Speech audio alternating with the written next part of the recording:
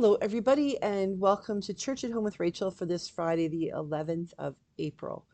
I am back. The last couple of videos have been up when I've been back in the office. I recorded before I went to House of Bishops and on my northern tour. So this is my first one back since I was away, recording anyway. So I'm glad to be back, and I'm aiming my camera this direction because it's the least disturbing direction.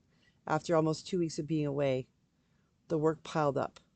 I'm a little bit distracted trying to figure out how to get it done. Because today I'm actually taking a few days off, a couple of holiday days. I'm going to Winnipeg with Rob for a long weekend. We're giving ourselves a long weekend because he is now officially done in the military. His depart with dignity was yesterday at lunch, and today he is um, he is a civilian officially, and we are going to go to a Manitoba Moose hockey game. I think that's the AHL. That's the group that's underneath the NHL. They pull from there. On Saturday night, we're going to tour night. We're going to go to a Glass Tiger concert. For those of you who are old enough to remember Glass Tiger, you'll know that everybody in the audience will have gray hair. And then on Sunday night, we are going to see a Winnipeg Jets Edmonton Oilers game. So that should be awesome. We'll come back on Monday. But we're just going to have a whole weekend of just relaxing and figuring out being together because it's been a long haul. But today I would like to talk to you about sort of what it's what it's like to know that you need a break. What it's like to know that you need a break. I don't know about you, but I have found over the years that holidays are very difficult for me. I've never been so flush that we are like plan a cruise or, fly to England or something like that for a holiday. Most of the trips I have taken are utilitarian with a tagged on, little tour here, there, an extra day or two. But I've never been good at taking holidays. Most often, my holidays would be sort of staying home or going to my parents and taking a good book, playing with my nieces and my nephews and things like that. Um, Rob and I have often had to, over the years, make our holidays turn into family trips home. So long treks on the road for a few days of quick turnaround visits and then come back. So it gets to a point in our lives we all need to take a break. We all need to take a holiday. But what does that look like? What does it look like when you need to actually take a holiday? I know what it looks like when you need a holiday. I'm right there now. I'm exhausted, and we haven't even hit Easter yet.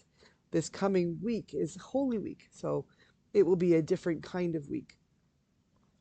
But I am tired. I've been doing this bishop job for a year and loving every minute of it.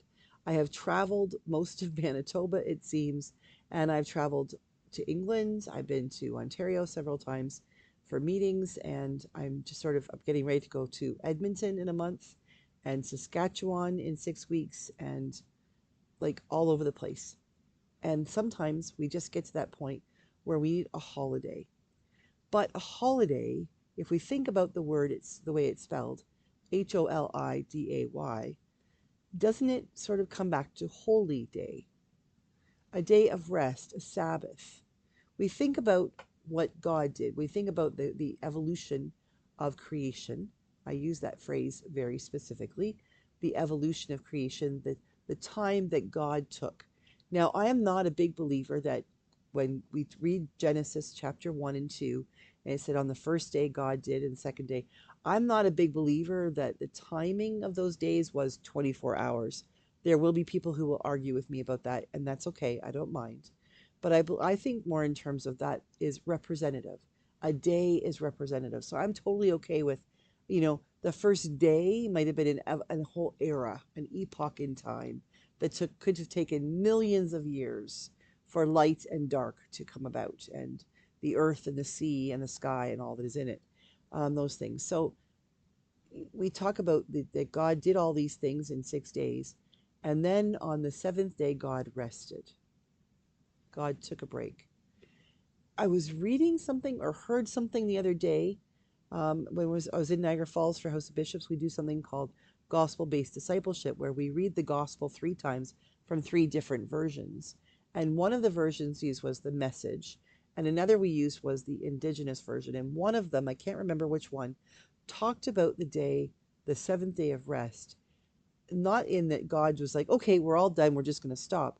It was God, it was essentially the message was like, God was exhausted and needed a day of rest. Like all the work God did actually wore God out, and God needed a day of rest. And that was like, holy cannoli, like what an image. I've never thought of that. And that might be my pea brain saying, like, everybody else is probably like, yeah, of course we've thought of that before. But that was a new idea for me. So this idea that God needed to take a break, like for God's own replenishment, God needed to take a break, which to me makes that day definitely a holy day, a holiday, an opportunity to sit back and do nothing. Maybe, maybe to sit back and take stock, to be able to think back. I mean, I think on days like that when, when I would go to my grandparents, that was the farm where my grandparents lived in southwestern Ontario. Halfway, ways to say it was halfway between Hanover and Durham in Ontario, about an hour from Owen Sound and Georgian Bay. Beautiful, beautiful place. Um, it used that when I could go there until my grandparents died. My grandpa died when I was 17, but my whole first 17 years of my life, that was like our go-to weekends, Christmas, holidays, summer holidays. We'd go to the farm, very peaceful place. And I go to the farm, take a suitcase full of books, seldom read any, because being there meant conversations and playing and walking and looking at cows and helping my grandma bake things and picking berries and all of the things we would do. But I remember the older I got, there would be time for reflection. The year that I turned 16, I was there over my birthday. I was there for 3 weeks, and it was beautiful. It was the last summer my grandmother was alive, and it gave me an opportunity to spend that time with her, not knowing that that would be the last real good stretch of time I would be with her. And I remember thinking, as I was turning 16 and all my wise and wonderful ways at 16, thinking, I should take stock of my life. Now, that makes me laugh, 53 years old, thinking about my 16-year-old self. But sort of taking stock, I remember sitting on the front porch of her house, of the farmhouse, with my feet up on the pillar like she used to put them up, and with the fly swat, because there's a lot of flies in the farm, and just thinking as we saw one car in hours drive down the road, the dirt road in front of us. You could hear it coming for miles, you could hear it going for miles, the dust kicking up. But I remember sitting thinking about all of the years that had gone before, the years of sitting on those porch steps and yelling across the field to the other side of the road where there was a barn. Because if you yelled from the steps, the barn would reverberate. There would be an echo. And, some people would, be creative and yell something fun. I would sit there and yell echo and then go, here it go, echo, echo, echo, echo. I wasn't very creative, but that's okay. I was having fun. But that time that summer gave me time to reflect and consider and think about my life before that, and to dream about what my life would be after that. And I wonder if, when God took God's holy day, that seventh day of rest, if God simply sort of sat on the front porch of creation and put God's feet up on the pillar, crossed God's ankles, and sort of sat back and said, let's just think about what we have done. Think about what we have done. Did God simply reflect? Did God say to God's self yet again, and it was good, and it was very good? And maybe God took some time to think ahead to the 6 days that would come from then on, the evolution of the very creation that God had put into place. Sometimes I think that's what holidays need to be about.